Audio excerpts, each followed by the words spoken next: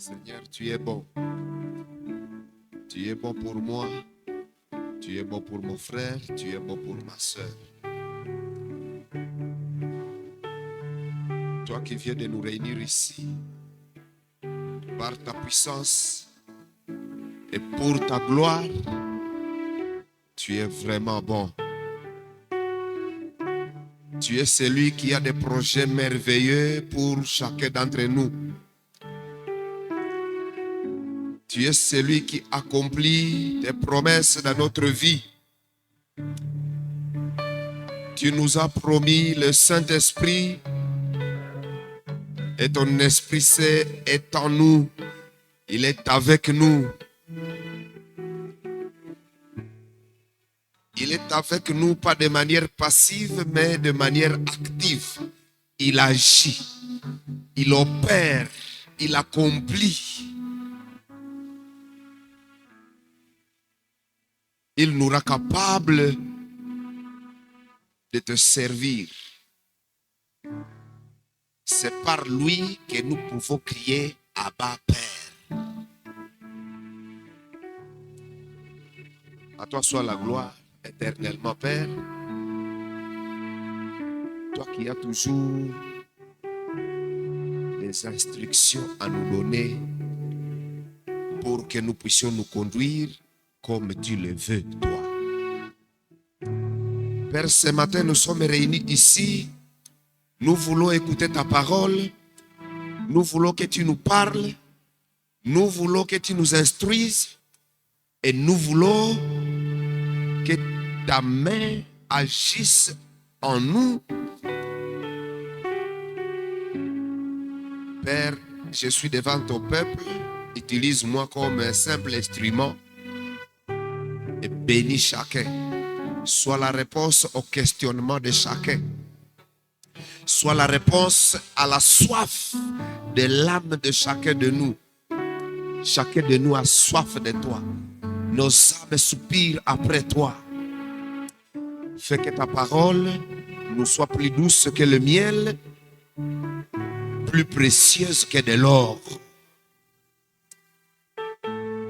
Seigneur, nous sommes convaincus que nous sortirons d'ici enrichis.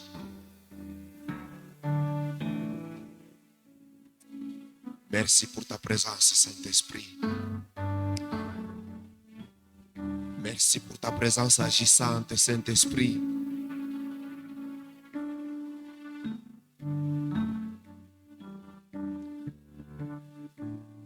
Toi qui nous as été donné comme un enseignant par excellence, nous nous asseyons à tes pieds pour t'écouter. Édifie-nous au nom de Jésus-Christ. Amen. Je vous prie de prendre place. Je vous prie de prendre vos Bibles avec moi, car tous nous allons lire la parole de Dieu. Nous bénissons le nom de l'Éternel ce matin, car il a de bons projets pour nous. Bien-aimés dans le Seigneur, cette semaine de baptême a été dédiée sous le thème de la compréhension biblique du langage du Saint-Esprit. S'il y a compréhension biblique, c'est qu'il peut y avoir une compréhension non biblique. Et j'ai toujours aimé deux versets que Jésus lui-même a cités pour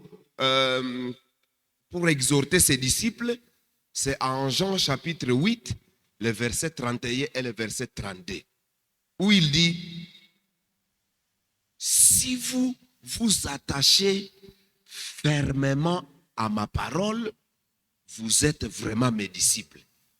Vous connaîtrez la vérité et la vérité vous rendra libre.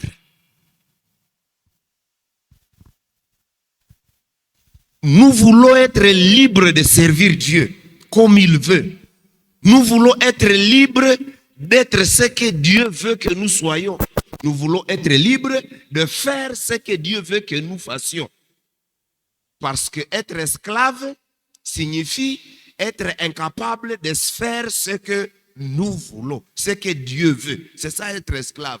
Et être libre, c'est être capable de faire ce que Dieu veut que nous soyons. Être capable d'être ce que Dieu veut que nous soyons. Et cette liberté s'acquiert par la découverte de la vérité. Il n'y a que la vérité qui rend libre. Le mensonge enchaîne quelqu'un. Le mensonge enferme quelqu'un. Le mensonge rend esclave. Voilà pourquoi il faut connaître la vérité pour être libre. Et la vérité ne peut être connue que si l'on a découvert la source de la vérité. Et la source de la vérité, c'est la parole. Et Jésus dit, si vous vous attachez à ma parole, vous connaîtrez la vérité et la vérité vous rendra libre. Voilà pourquoi les dirigeants de l'Église ont pensé qu'il est important de revoir, de revenir à la source de la vérité, la parole de Dieu, sur une matière très importante, le parler à langue, le prier à langue. Le parler à langue, le prier à langue est une doctrine, un des enseignements controversés au sein de la chrétienté. Parmi les chrétiens, tous les chrétiens du monde ne sont pas unanimes. Ils n'ont pas un même point de vue. Ils n'ont pas une même pensée, une même compréhension. Et ils ne pratiquent pas de la même manière ce qu'on appelle le parler à langue, le prier en langue. Et on trouve deux grandes tendances opposées, mais toutes les deux dangereuses l'une que l'autre en matière de parler à langue. On trouve certains chrétiens qui sont comme hantés par ce que j'appellerais une glossophobie. Et d'autres sont hantés par une glossomanie. La glossomanie, glossa signifie langue. Glossa signifie langue, les langues. La glossomanie, c'est comme une soif effrénée des langues. Certains chrétiens ont tellement soif de langue, tellement soif de parler à langue, qu'ils débordent et ils entrent dans les travers. J'ai ma cousine qui s'était mariée. Je me rappelle, c'est vers les années 1900, vers les années 2005. Il était avec nous dans l'église baptiste et il a trouvé un mari dans l'église de la CEPAC et puis il s'est marié et il est allé. Un jour, je suis allé le voir et il m'a dit, « Ah, mon frère, comme tu es pasteur, vraiment dans la CEPAC, il y a beaucoup d'enseignements qu'on nous cache. On ne nous apprend pas à parler à langue. » Et je lui ai posé la question, j'ai dit, donc tu sais déjà parler à langue? Elle dit, oui, je sais déjà parler à langue. En bon? Et si tu veux, je peux te parler à langue ici. En bon? Essaye. Et il a parlé à langue, elle a parlé à langue. J'ai rigolé dans mon cœur. J'ai rigolé dans mon cœur. La glossomanie, la soif de parler à langue. Et il y a certains chrétiens qui sont tellement en vide, tellement assoiffés de parler à langue. Et dans leur prière, Seigneur, je parlerai à langue quel jour? Il faut que je parle à langue. Il faut que moi aussi je parle à langue. Et quand il écoute ceux qui parlent à langue, il a envie, il les envie tellement. Ils sont, j'appelle cette maladie la glossomanie. Il y a d'autres chrétiens qui souffrent de la glossophobie. La glossophobie, la phobie, c'est la peur, une grande peur, une peur incontrôlée. La glossophobie. Certains chrétiens ont peur des langues. S'ils écoutent quelqu'un parler à langue, ils en ont peur. Ils pensent que cette personne est possédée de démons ou c'est un débridé mental, un détraqué mental. Et ils en ont peur. Certains ont peur des langues, Certains ont tellement soif de langue. Et toutes les deux maladies sont dangereuses l'une que l'autre. Et nous allons voir pourquoi. Aujourd'hui, nous voulons juste parler dans ce grand ensemble d'enseignements sur la compréhension biblique. Nous voulons parler de la sagesse biblique dans l'exercice du don des langues. La sagesse biblique, la sagesse de Dieu sur l'utilisation des langues. L'utilisation des langues demande de la sagesse. Sans la sagesse, il est facile de tomber dans les travers.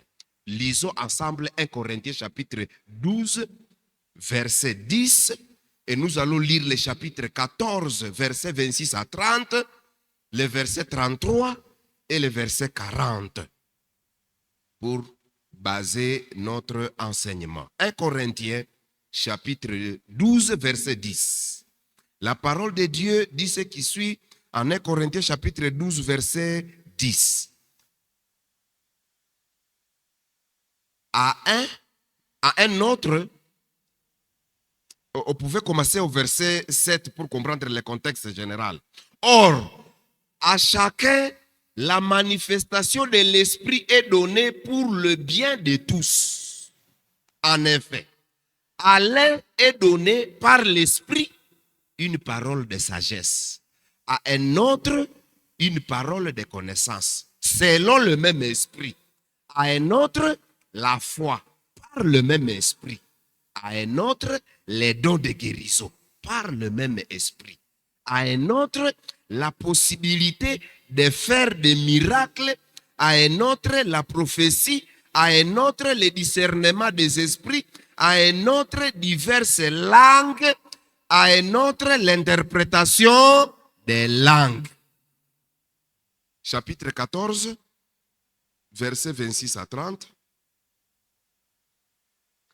Que faire donc, frères et sœurs? Lorsque vous vous réunissez, chacun de vous peut apporter un cantique, un enseignement, une révélation, une langue ou une interprétation. Que tout se fasse pour l'édification. Y en a-t-il qui parlent en langue que 2 ou 3 au plus parlent, chacun à son tour, et que quelqu'un interprète. 28. S'il n'y a pas d'interprète, qu'on se taise dans l'église et qu'on parle à soi-même et à Dieu. Quant au prophète, que 2 ou 3 parlent et que les autres évaluent leur message. Et si un autre membre de l'assistance a une révélation, que le premier se taise. Verset 33. Car Dieu n'est pas un Dieu de désordre, mais un Dieu de paix. Comme dans toutes les églises des saints, voilà, comme dans toutes les églises des saints, que vos femmes se taisent dans les assemblées, car il ne leur est pas permis d'y parler, mais elles doivent se soumettre, comme le dit aussi la loi. Verset 40, 39 et 40. Ainsi donc, frères et sœurs, aspirez au don de prophétie et n'empêchez pas de parler en langue, mais que tout se fasse convenablement et avec ordre. Parole du Seigneur. Je ne sais pas si vous avez déjà assisté à un culte où tout le monde parle en langue. Chacun dans sa langue. Personne ne comprend la langue de l'autre.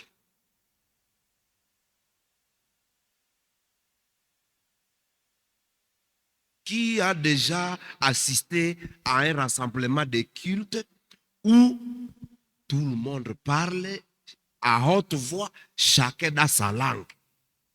Où tout le monde prie à haute voix, chacun dans sa langue? Où tout le monde chante à haute voix, chacun dans sa langue? Personne. Qui a déjà été dans une assemblée cultuelle, qui a déjà été à côté de quelqu'un, ils étaient en train de prier, ils étaient en train de chanter, quelqu'un qui a parlé une langue que tu ne comprends pas? Qui a déjà expérimenté ça? Voilà. Je ne sais pas. Je ne sais pas l'impression que ça vous a donné. Je ne sais pas comment vous vous êtes senti.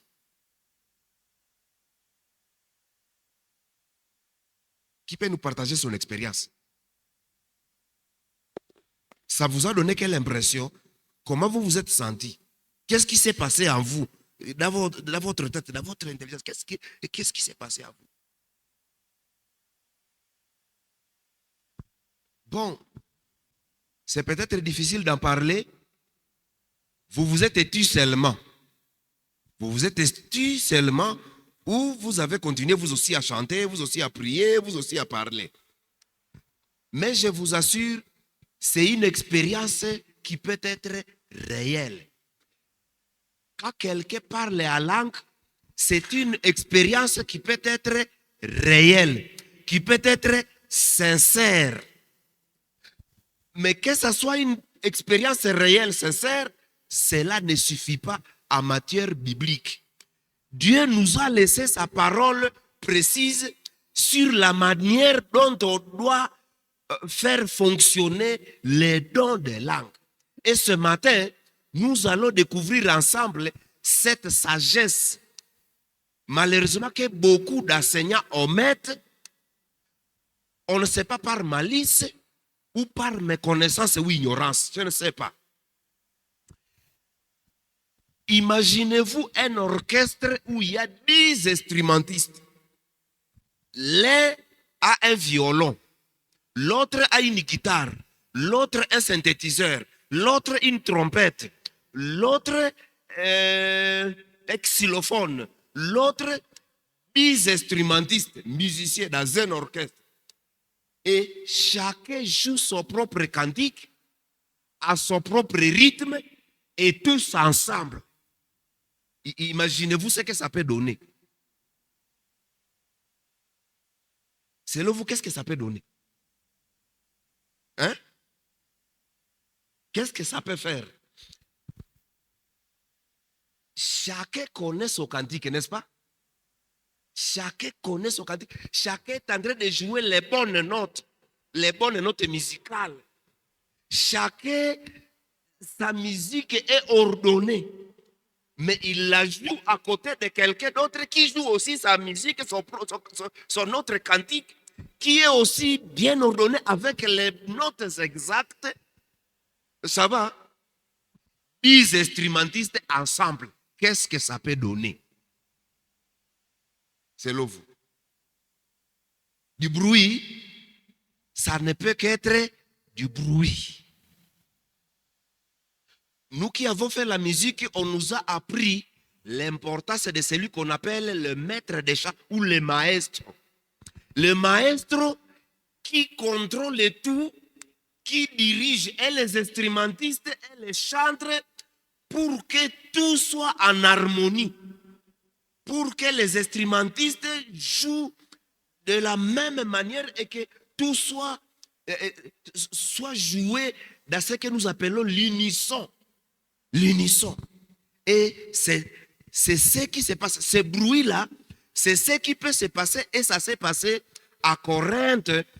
À Corinthe, lorsque Paul arrive à dire que tout se fasse dans l'ordre. Parce qu'il n'y avait plus d'ordre. Il dit, car Dieu n'est pas un Dieu de désordre. Il a constaté un désordre qui a été introduit dans l'église de Corinthe par la glossolalie, le parler à langue, le prier à langue. Actuellement, il y a certaines conceptions que je peux appeler populaires du parler à langue, et cela est enseigné par certains enseignants prédicateurs. Laisse-moi vous en donner seulement 3 ou 4. Vous allez en juger vous-même. Écoutez, il y a un chef, il y a un enseignant, et il enseigne que la prière à langue est le don le plus important et obligatoire pour tout vrai chrétien. Tout celui qui est un vrai chrétien doit parler à langue, doit être capable de prier à langue. Tout vrai chrétien. Aussi longtemps vous n'avez jamais prié à langue, vous n'avez jamais parlé à langue, vous n'êtes pas encore un chrétien authentique. Et il ajoute que la prière à langue est la seule prière que Satan ne peut pas bloquer, car il ne comprend pas les langues de l'Esprit de Dieu. Satan comprend toutes les langues des hommes, il n'y a que la langue, le parler à langue, que Satan lui-même n'arrive pas à déchiffrer. Et donc, si vous arrivez à prier à langue, votre prière ne peut pas être bloquée, elle monte tout droit vers Dieu. Et c'est la prière qui est exaucée au même moment. Cette prière ne manque jamais d'être exaucée. Qu'en pensez-vous?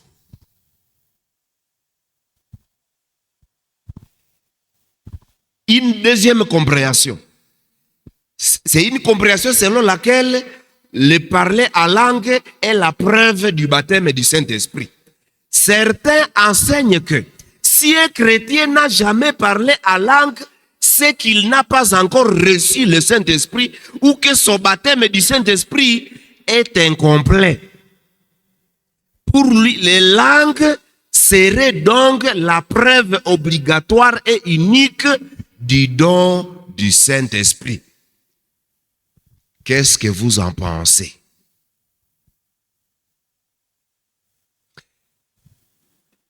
Pour la troisième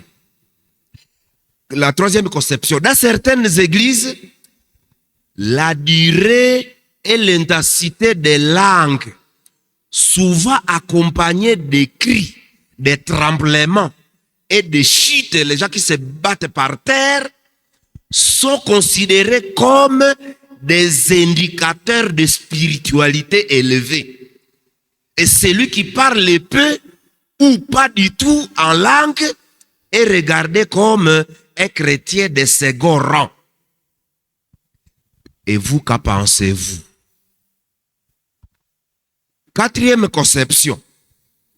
C'est une conception de certains enseignants qui disent qu'il est dangereux, voire un sacrilège, de questionner ou d'évaluer les manifestations des langues. Ils disent que remettre en question une manifestation spirituelle serait attrister le Saint-Esprit ou blasphémer contre le Saint-Esprit. Et la Bible dit que le seul péché impardonnable, c'est le blasphème contre le Saint-Esprit. Et donc, si vous osez critiquer les manifestations du Saint-Esprit dans le parler à langue, vous blasphémez. Donc, toute évaluation critique est présentée comme un manque de foi. C'est à cause du manque de foi que certains peuvent se permettre de critiquer le parler à langue. Et vous, qu'en dites-vous?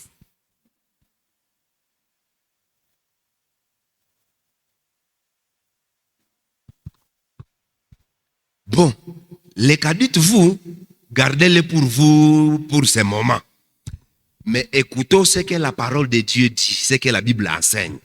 La Bible ne laisse pas de place à l'improvisation dans ce domaine de langue. La Bible est très, je dirais, très tranchant en cette matière. Paul donne des règles précises et des règles contraignantes. Ces règles qui sont inspirées par l'Esprit de Dieu lui-même qui l'a guidé, dont nous célébrons les dons. Voici 4 principes que tout croyant doit connaître et défendre. Il y a 4 principes en cette matière de langue. Et tout croyant devrait connaître ces principes, ces 4 principes, et il devait au besoin les défendre. Premier principe, c'est le principe selon lequel le don des langues est réel, mais sa règle est royale. Le don des langues est réel.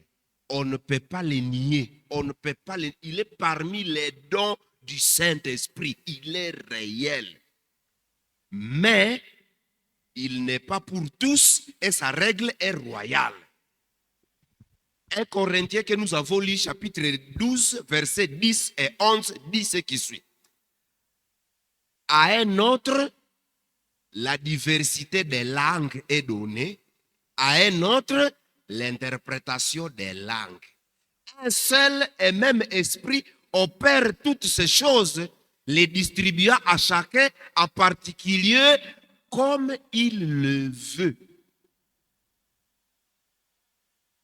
Bien-aimés, les dons sont distribués souverainement, mais pas uniformément. Les dons du Saint-Esprit sont distribués comment? Souverainement, mais pas uniformément. Le Saint-Esprit de Dieu les distribue comme il le veut. Dieu les donne à ses enfants comme il le veut, mais pas de manière uniforme. Et les dons du parler à langue n'échappent pas à cette règle. Bien-aimés,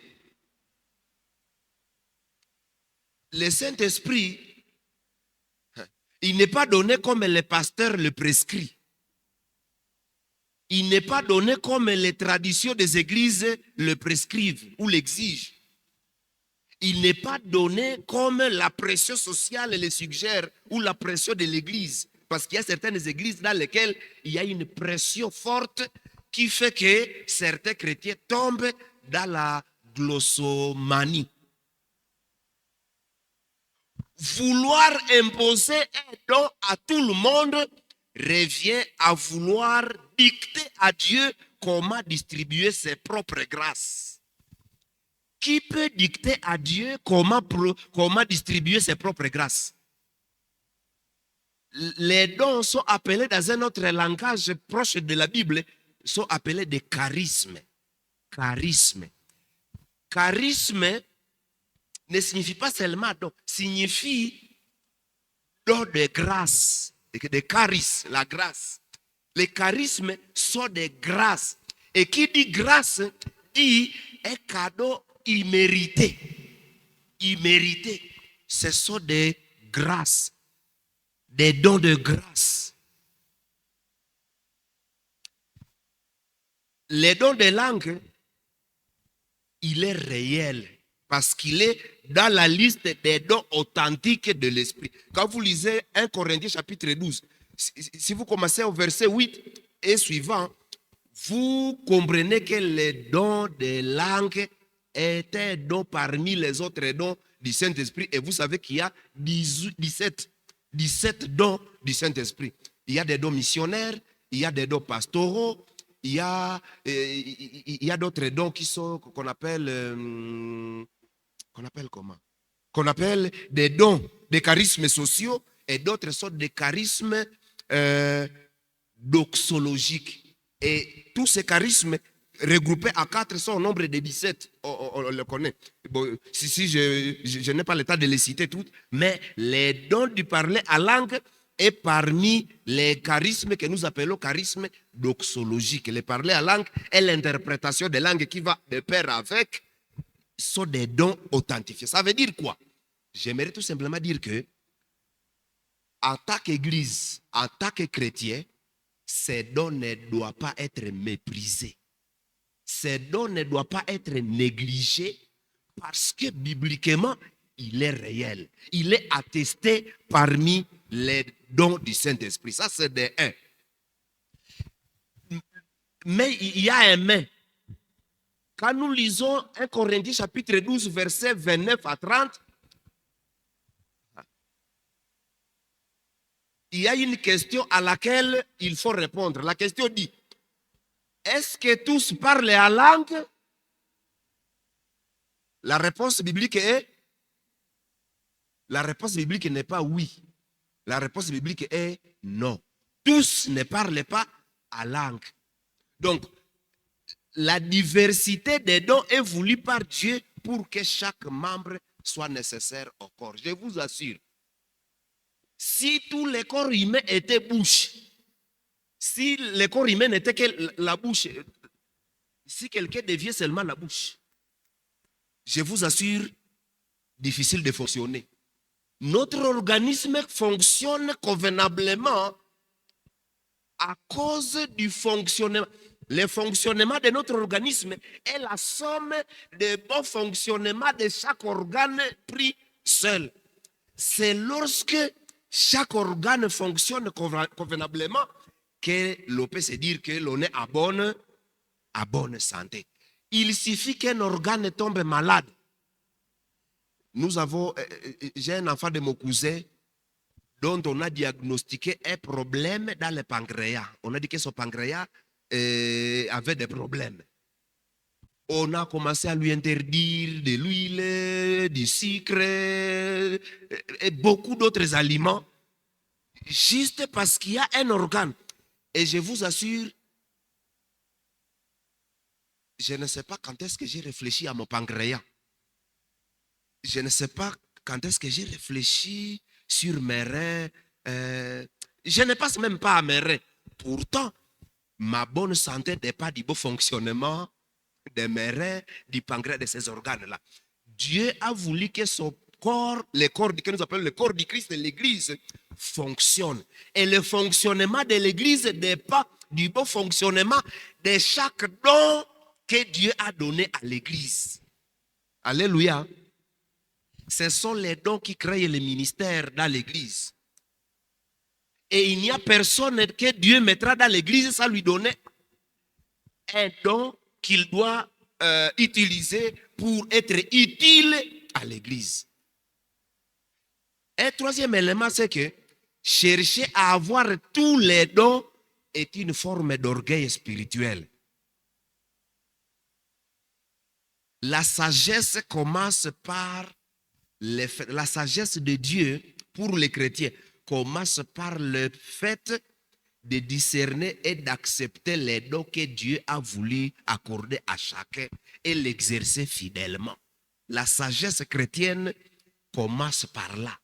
Le discernement de son don et son acceptation telle que Dieu me l'a donné. La sagesse chrétienne ne consiste pas à envier ce que les autres font. C'est ridicule de trouver que dans l'église, quelqu'un fait bien quelque chose dans l'église et il est envié et les autres tombent dans la haine et il peut être empoisonné. Dans l'église, les empoisonnements se passent dans l'église. C'est vraiment ridicule, c'est malheureux. Parce que chaque don est donné à l'église pour le bien de nous tous.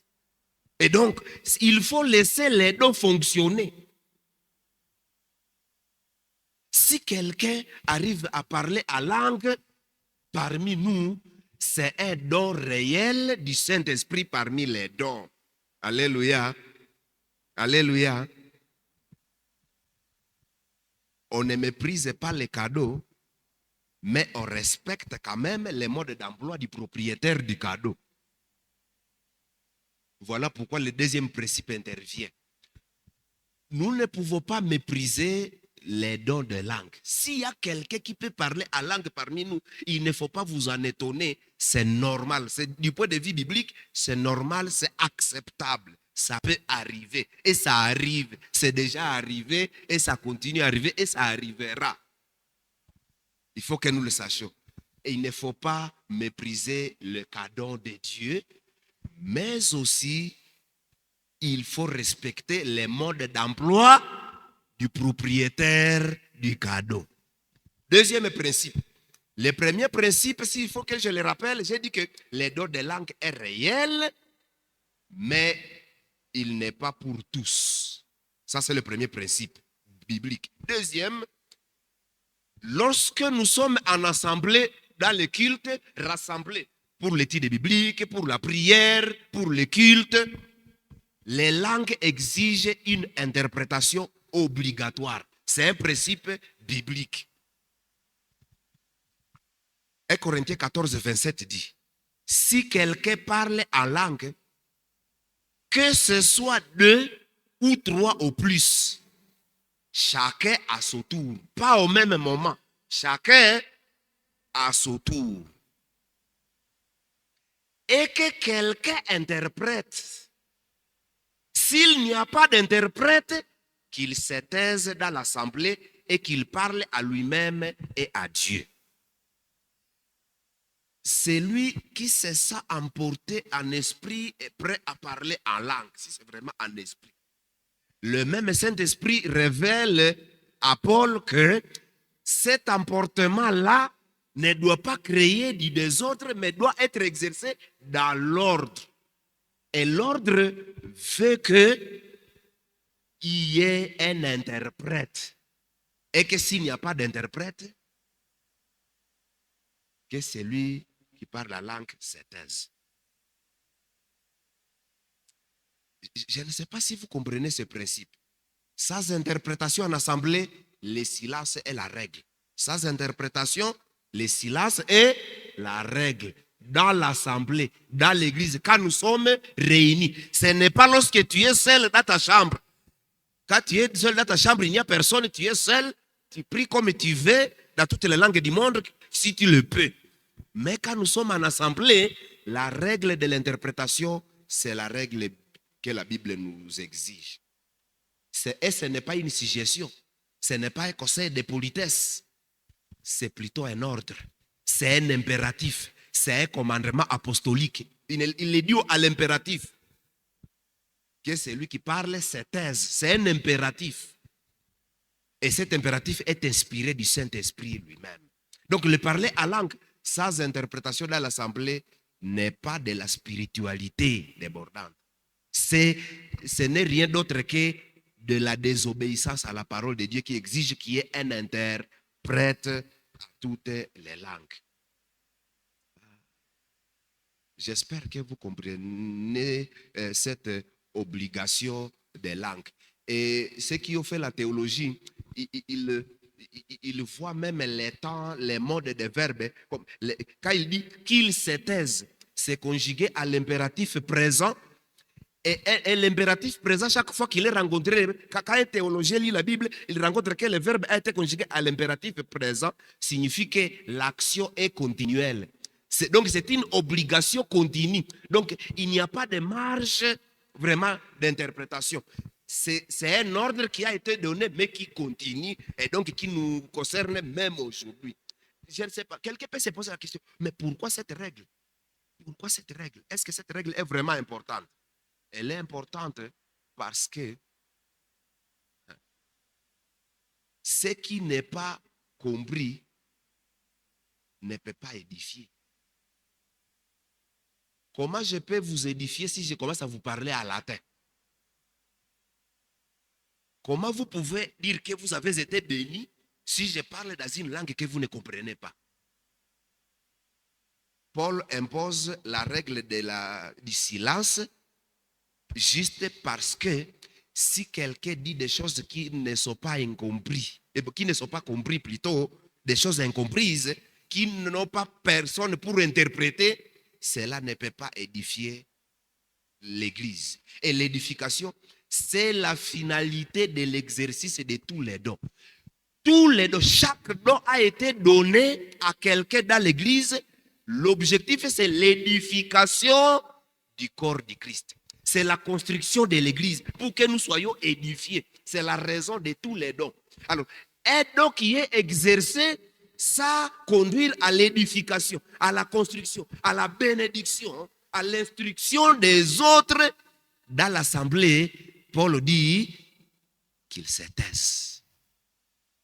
La personne qui parle à langue peut le faire en silence, intérieurement, pour son édification personnelle. Ça, ce n'est pas interdit. Mais le faire à haute voix, sans interprète, est explicitement interdit en assemblée.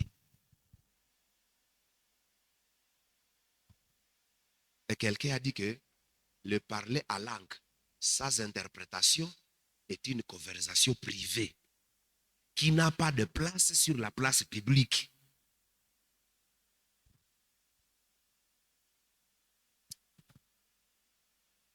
Je vois papa qui est dans le domaine de la médecine.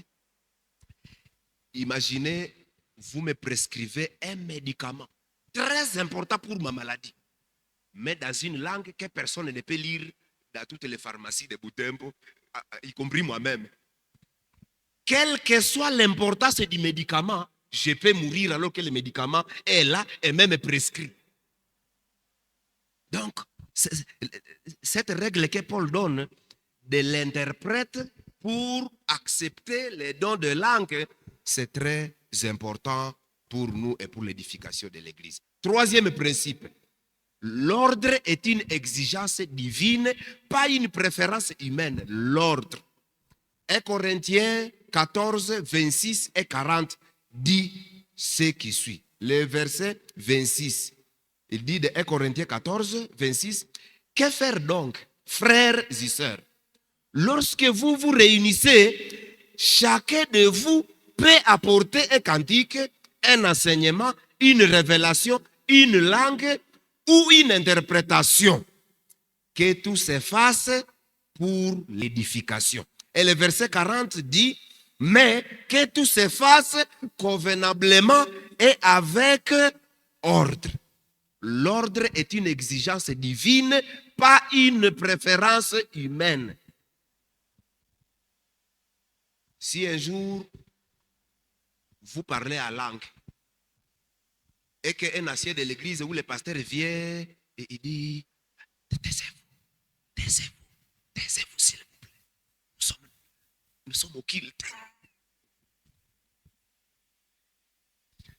L'ordre n'est pas une préférence humaine, n'est pas une action humaine, c'est une exigence divine. Il faut vous taire. L'ordre dans le culte, ce n'est pas de l'incrédulité, ce n'est pas un manque de foi. C'est de l'obéissance à la parole de Dieu, l'ordre. Dieu lui-même était Dieu d'ordre, il n'est pas un Dieu de désordre selon 1 Corinthiens 14, 33 que nous avons lu. Donc le désordre dans le culte ne vient pas de l'Esprit Saint. Parce qu'il y a beaucoup de désordre, il y a des groupes de prière dans lesquels vous y rencontrez du désordre et on verse ce désordre au compte du Saint-Esprit. Non, le désordre n'est jamais le fruit du Saint-Esprit. Ça vient soit de la chair, soit de l'immaturité, du fait de ne pas être mature. Si vous avez le Saint-Esprit en vous, vous avez ce charisme-là, vous avez cet élan de l'esprit. Mais un élan de l'esprit qui vous conduit à être incapable de vous contrôler, c'est que là, vous êtes possédé. Vous n'êtes plus sous l'inspiration, mais vous êtes sous la possession. Parce que le Saint-Esprit ne nous possède pas pour nous faire perdre le contrôle, mais il nous inspire, il nous révèle.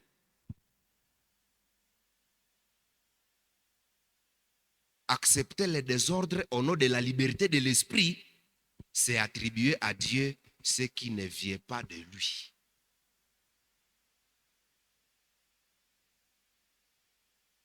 Les groupes de prière dans lesquels je suis arrivé et les rencontres des chrétiens dans lesquelles j'ai été depuis ma jeunesse quand j'ai cru en Jésus-Christ et jusqu'à aujourd'hui, j'ai constaté qu'il y a une tendance. Les chrétiens, des fois, ils veulent que les dirigeants de l'Église acceptent que les chrétiens fassent ce qu'ils veulent librement. Mais ils oublient que accepter quelque chose qui est du désordre, au nom de la liberté de l'esprit. On dit que quand l'esprit souffle, il faut le laisser souffler, il faut le laisser faire tout ce qu'il veut.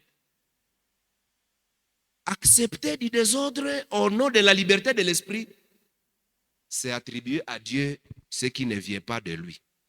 Alors, les 3 règles pratiques pour l'ordre sont les suivantes. Paul a parlé d'abord de la règle du nombre. S'il y a des manifestations quand nous sommes réunis, s'il y a des gens qui parlent, ça ne doit pas être plus de combien?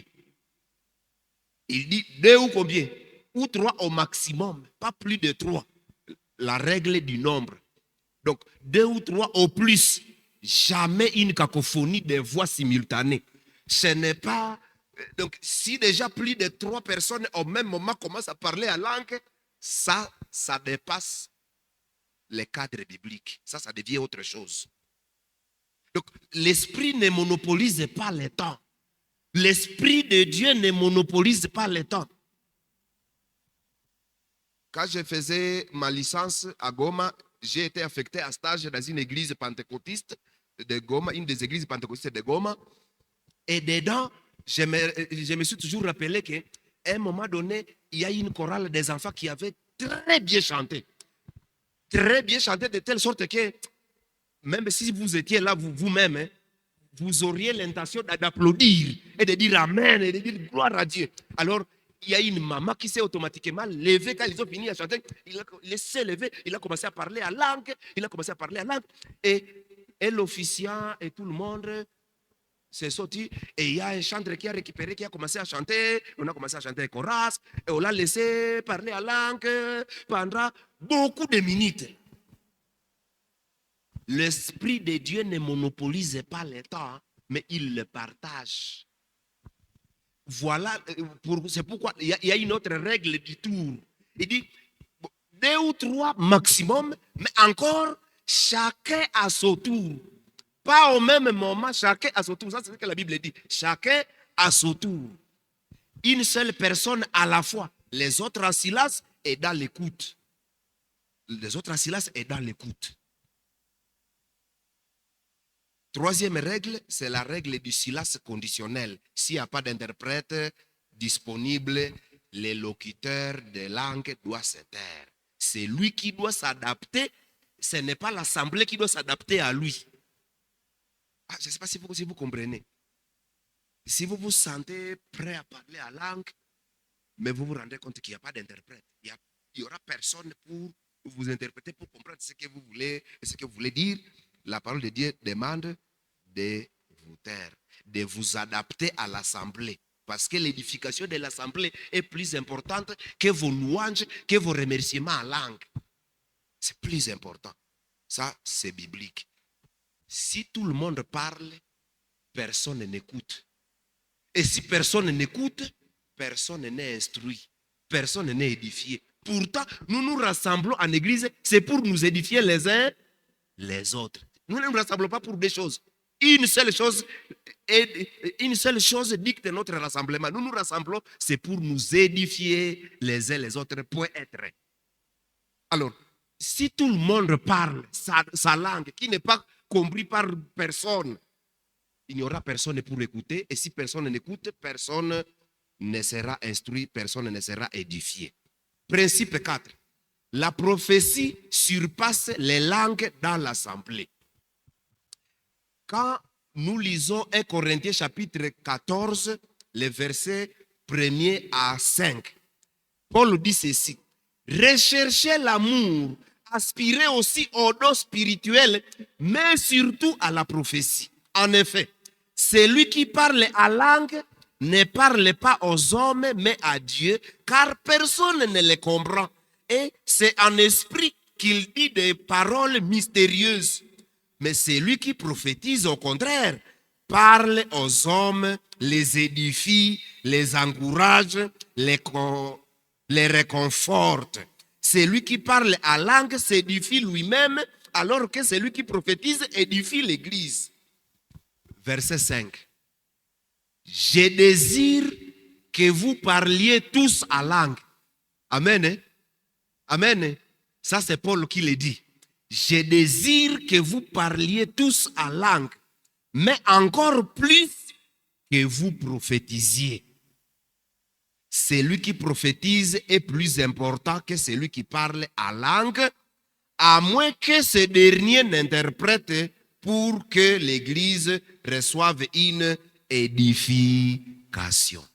Si nous sommes réunis et que quelqu'un parle en langue, nous avons le droit de lui demander qu'est-ce qu'il disait. N'est-ce pas, pasteur? N'est-ce pas? Bibliquement. Si quelqu'un parle en langue à haute voix, nous avons le devoir de lui dire, bon, mais qu'est-ce que vous disiez en langue? Nous voulons être édifiés. Nous voulons être édifiés. Un jour, j'ai demandé à quelqu'un comme ça qui a parlé en langue. Je lui ai demandé, mais qu'est-ce que tu disais? Il dit, je ne sais pas. C'était le Saint-Esprit. Ah! Ça c'est pas du tout bibliquement solide. C'est pas bibliquement solide. Ce qui est biblique, c'est que quand nous sommes en l'assemblée, quand nous sommes réunis, je dis bien, quand nous sommes réunis, soit pour prier, soit pour méditer la Bible, soit pour le culte, quand nous sommes réunis. Mais quand chacun est seul chez lui dans sa chambre, il est libre de prier à haute voix en langue parce qu'il n'y a pas besoin que quelqu'un l'entende et qu'il comprenne ce qu'il dit. Mais quand nous sommes en assemblée, tout ce qui se passe dans l'assemblée quand on est réunis doit être compréhensible parce que l'objectif de tout rassemblement chrétien, c'est l'édification. Amen. Et Paul dit, celui qui prophétise est plus grand, plus important que celui qui parle la langue. Pourquoi? Parce que le parler à langue, c'est la capacité de remercier, de louer Dieu dans une langue existante mais non apprise. Je ne sais pas si vous me comprenez. Et c'est là tous les problèmes aussi en matière de langue, de parler à langue. Il y a ceux qui disent qu'il y a des langues des anges. Mais la notion de langue des anges n'est pas du tout, ne rencontre pas du tout la conception biblique. Quand les apôtres ont parlé en langue, quand les langues se sont manifestées pour le jour de la Pentecôte, c'était des langues que Pierre n'avait jamais appris. Pierre n'avait jamais appris les langues des autres, mais les autres ont écouté Pierre en train de prêcher dans leur langue que Pierre n'avait jamais appris. Alléluia. Des langues existantes mais non apprises. La capacité. Si vous pouvez avoir la capacité de parler dans une langue quelconque, à Bounia, il y a quelqu'un, nous étions dans l'église, une dame, c'était une dame. Elle venait de l'Ouganda. Elle a parlé la langue de Babila, qu'on appelle les Babila. Les Babila. Il a parlé le Kibila, elle a prié dans le Kibila, et il y avait les Babila qui étaient autour et qui écoutaient et qui étaient édifiés. Et à la fin du culte, il y a quelqu'un qui a été édifié par cette intervention. Elle est venue remercier et dit, ah, tu as vraiment parlé dans notre langue. Tu es aussi de notre tribu. Il a pensé que c'est un Moubira qui vit en Ouganda. Il dit, non, moi je suis un Ougandais. Un Ougandais parmi les autochtones de l'Ouganda. Et pourtant, tu as prié dans notre langue. Moi, je ne sais pas. Il ne sait pas, mais il a parlé dans une langue qu'il n'avait jamais apprise, qu'il ne connaît même pas. Et si on le salue dans cette langue-là, il ne saura pas répondre. Mais le parler à langue, c'est comme ça qu'il se manifeste bibliquement. Alors, il y a un dernier principe, c'est la prophétie. Plutôt, ce que je voulais dire, c'est que la maturité spirituelle ne se mesure pas au volume sonore, mais plutôt à la mesure de la sagesse. La sagesse. Il faut que nous soyons sages pour l'utilisation du don des langues. Je suis convaincu que c'est possible que quelqu'un parle la langue cette semaine.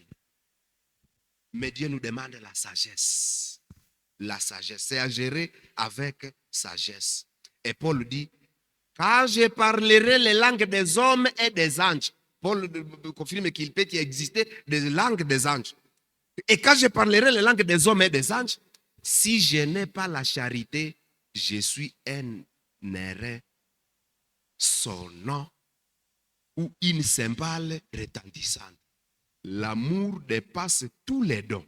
Un chrétien sans don spectaculaire, mais rempli d'amour, accomplit plus que celui qui parle à langue sans amour. L'amour est plus important.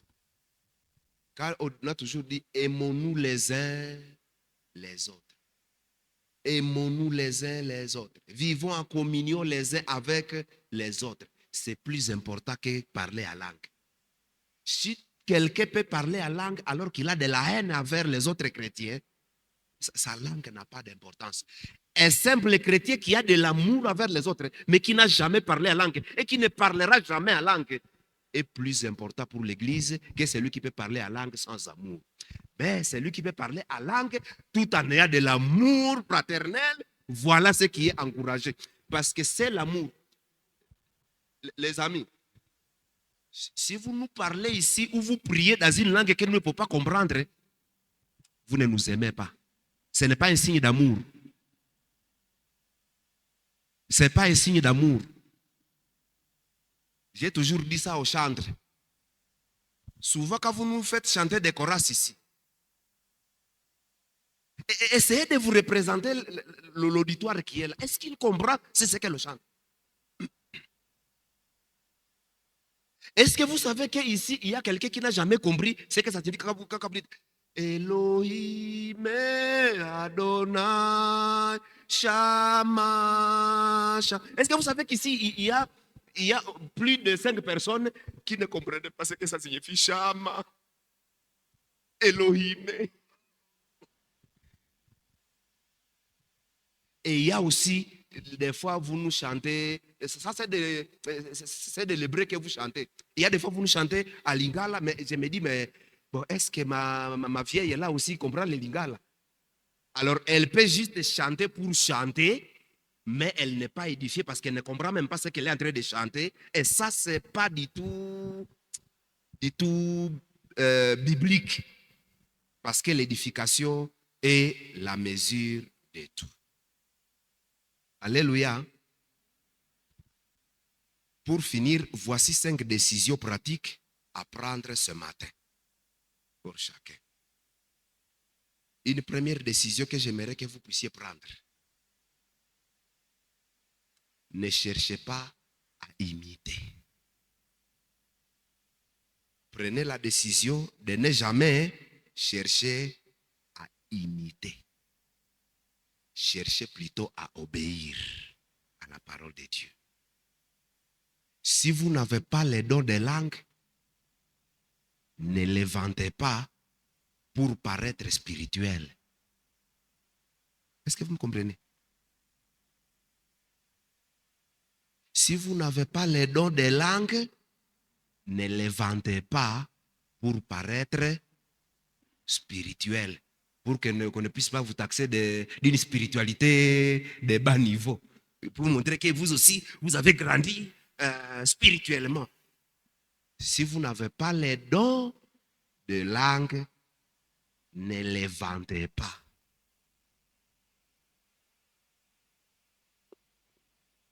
Demandez seulement à Dieu les dons de votre assemblée a besoin.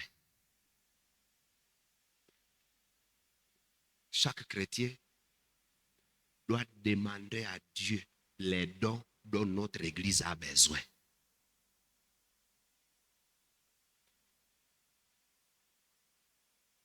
Si Dieu peut conduire chaque chrétien dans une prière du genre, Seigneur, telle que cette église, tu la vois, elle est en train de patauger.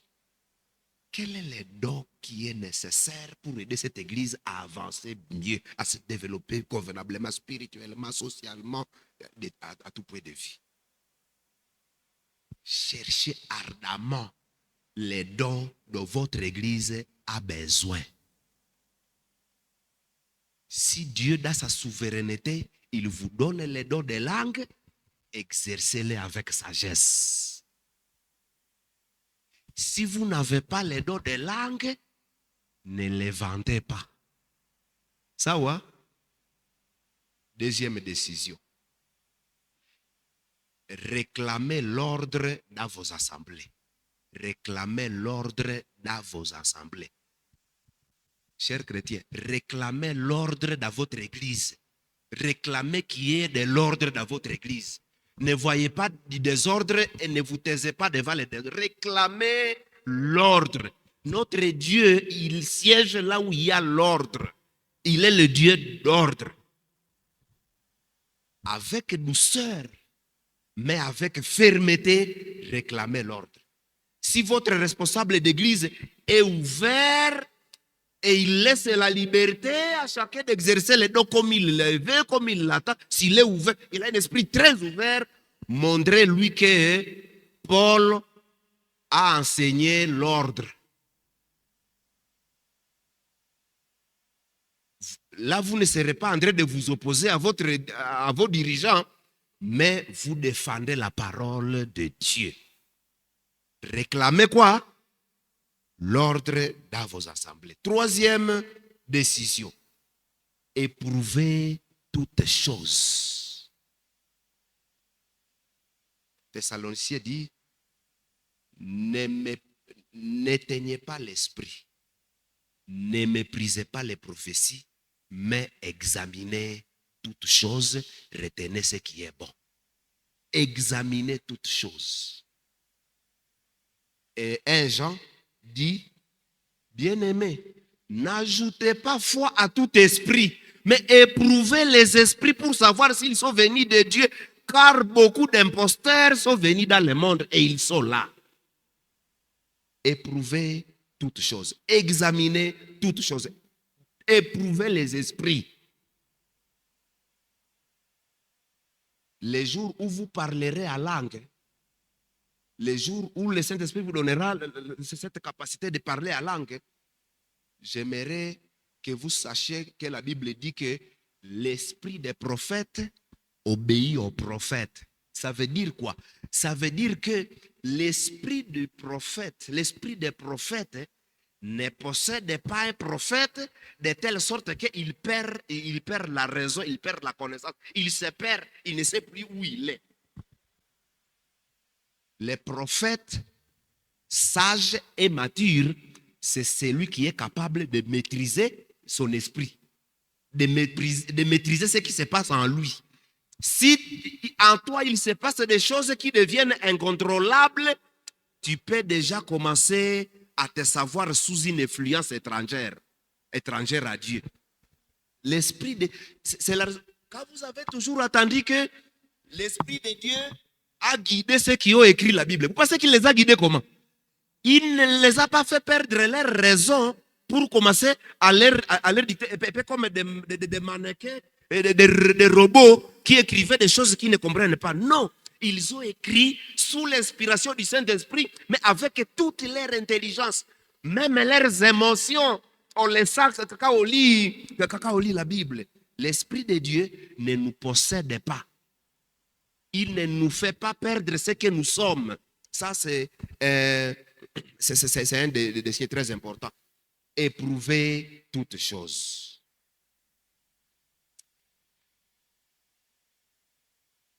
Les questions suivantes peuvent être posées lorsque nous voulons éprouver toutes choses. La question, c'est, est-ce que cette manifestation du Saint-Esprit élève Jésus?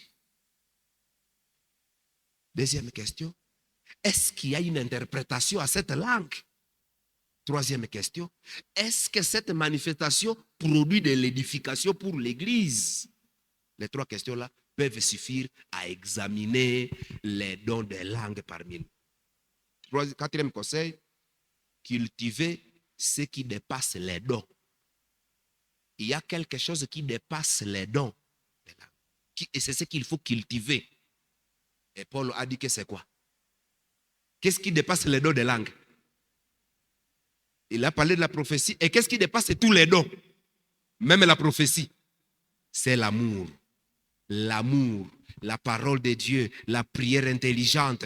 Un chrétien qui prie 5 minutes avec intelligence et foi accomplit plus que celui qui parle à langue des airs sans fruit. Enfin, partagez cet enseignement avec les gens de votre entourage en cette matière. Voilà pourquoi j'aimerais vous inviter à prier tout en sachant qu'il y a une fausse conception. Pensez que les langues sont les dons les plus importants et obligatoires pour chaque chrétien, ça c'est faux.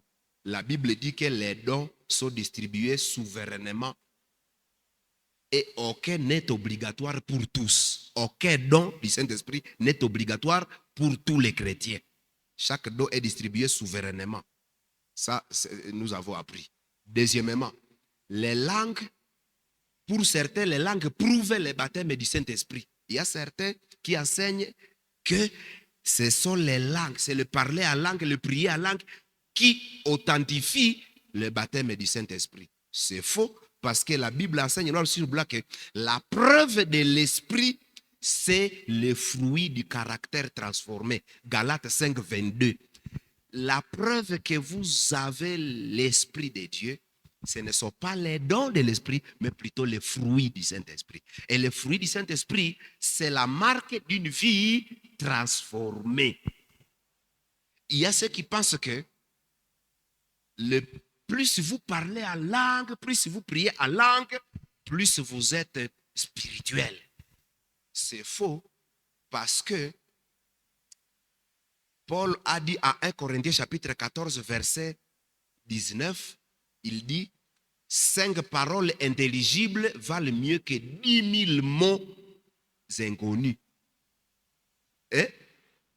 5 paroles intelligibles valent mieux que 10 000. Comparez 5 et 10 000. Les rapports là. Il dit 5 paroles intelligibles. Quand vous dites des paroles intelligibles, intelligible signifie que les gens peuvent comprendre. Pour être édifiés, c'est mieux que 10 000 mots inconnus, à langue inconnue et étrangère dans l'assemblée. Il y a certains qui enseignent que évaluer les langues attriste le Saint-Esprit et c'est de l'incrédulité, le manque de foi. Non, la Bible dit à 1 Jean chapitre 4 verset 1 et 1 Thessaloniciens 5 21, il dit éprouvez tous les esprits, examinez toutes choses. Ça, c'est de l'obéissance. Nous avons le droit. Si quelqu'un parle la langue parmi nous, nous devons veiller sur lui. Nous devons l'encadrer convenablement. Nous devons même éprouver ces dons qui se manifestent à lui, pas pour l'étouffer, mais pour l'aider à l'exercer correctement selon la Bible. Que tout se fasse avec bienséance et ordre. Amen. Ça, c'est 1 Corinthiens 14, 40. Que tout se fasse avec bienséance et ordre. Nous voulons prier.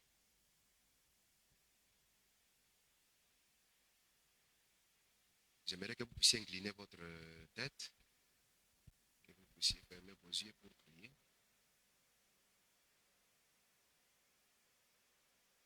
Ce matin, Dieu ne vous demande pas d'abandonner votre foi dans les dons des langues ou dans les dons du Saint-Esprit. Il vous demande quelque chose de plus difficile et de plus libérateur à la fois. Dieu vous demande seulement de soumettre vos expériences spirituelles à sa parole. Soumettez vos expériences spirituelles à la parole de Dieu. Ne soumettez jamais la parole de Dieu à vos expériences. La parole est au-dessus des expériences. Si vous avez reçu un enseignement erroné sur les langues, ce matin est le moment de le corriger dans votre cœur, sans honte, car nul n'est responsable de ce qu'il n'a pas su. Mais maintenant que vous savez, vous êtes responsable.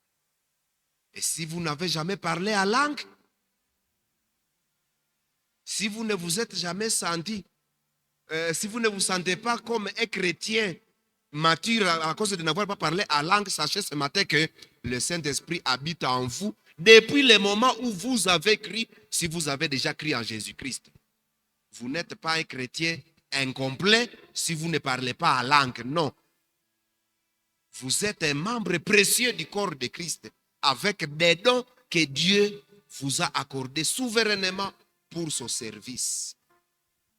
Quels sont les dons que Dieu vous a donnés? Exercez-les pour sa gloire. Il n'y a pas de dons plus supérieurs aux autres. Il n'y a que l'amour qui dicte tous les dons, qui imprègne tous les dons. Et nous devons avoir de l'amour les uns pour les autres.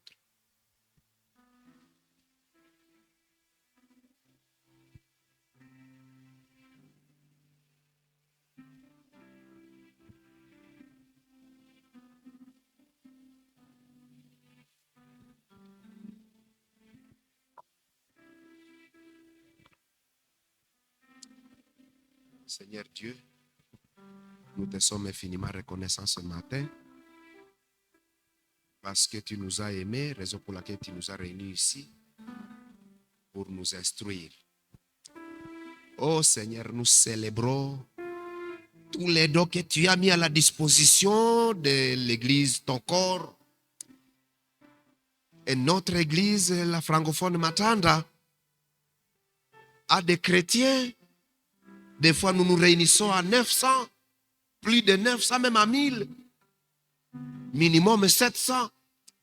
Oh Seigneur, c'est 700 dons, Seigneur, que tu nous as donnés.